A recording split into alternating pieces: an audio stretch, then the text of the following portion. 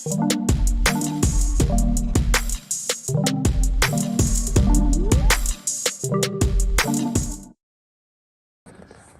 I'm out here at a job today in Kirrawee for a customer who is with Superloop.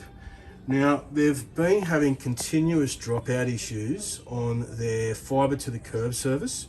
Now, this service comes in aerial, and the customer's got us to come out here today because he's been onto the ISP numerous times, and they've basically said to him that because it's not dropping out as much as they consider they haven't sent anybody out to come and check or to do anything to try and fix the problem. So he's called us today to come and take a look and see what we could see. So the customer here, you can see he's got like a nice newish type 2-pair underground cable. Now that cable here runs from here directly to a socket inside their lounge room where they have their fibre to the curb connection device and their router plugged in. Now it's dropping out when they have winds and rain, and that's the only time it's doing it. Other than that, it seems relatively stable. So if you have a look here, you can see this cable. This is a super old aerial leading cable, right? This is just a single pair one with a solid cores. Now, these are notorious for if they have a hairline fracture inside the copper there, that insulation holds it together. But then when the wind starts to blow aerially, it can separate that copper and then it'll drop out, and then once it settles again, it just seems like everything's normal. So that leading cable is still part of NBN's network. So as you can see here, that's running underneath here.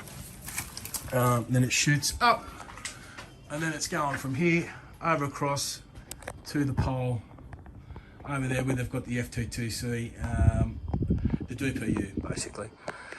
All right, so that cable there is super duper old. So I've checked his internal cabling and there is nothing wrong with that. So I'll prove that to you now. So as you can see, I've got the lines test set number 2 connected to the first pair, which is the blue-white, which is going through to his socket. And if I switch that over to mega ohm range, you can see there's no fluctuations on that. So what I'll do now is I'll disconnect these and I'll join these together so you can see that the device is working properly. Just give me 1 second. All right, so I've got those connected now, and you can see there's a short circuit across that. So the lines test set's working fine. So now I'll just go inside and show you the other end.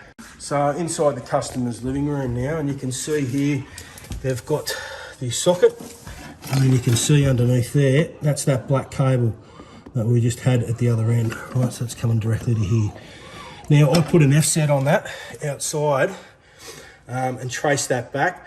It's coming to here nicely. They've also got an old socket in one of the bedrooms which is not connected to anything, right? So it's completely disconnected. So this is a direct line from the socket to the utility box on the side of the house.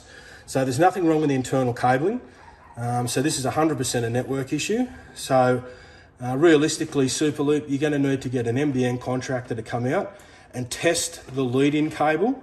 Now, because this is intermittent, you might not find any problems on it, right? But that cable is so old, you should upgrade the lead-in cable and put in a brand new 2-pair aerial cable. And that would solve the problem because, as I said, it's only happening when it's raining and windy. Right, thanks. So just a little quickie.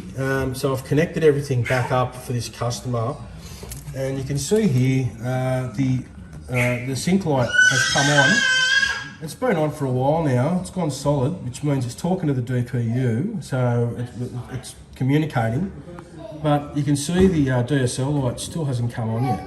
Right. So, and the customer here said when they do disconnect it, or he's done it once or twice before, but it can take up to 3 hours for that all to come back on good again. And you know, sometimes the sync light will just flash, but as you can see at the moment, sync light's solid, and the DSL light is just nothing on it. It's not even flashing. So that's a bit odd. So that could also be a DPU issue, right? So the customer also told me that a lot of people in this street, a lot of his neighbours, they're all having the same issue. So it could potentially be a faulty DPU. So you're definitely going to need to send out a level 2 technician for this one. Don't send out a normal Joe Blow tech. Get a level 2, make sure he tests the lead-in cable, checks the CAN, the cable between the CAN and the DPU, and just make sure there's no insulation resistance issues, because as you know, we're not allowed to check that stuff. Yeah, all these internals are fine. So yeah, NBN or Superloop, get a tech out here and fix this guy's service, please.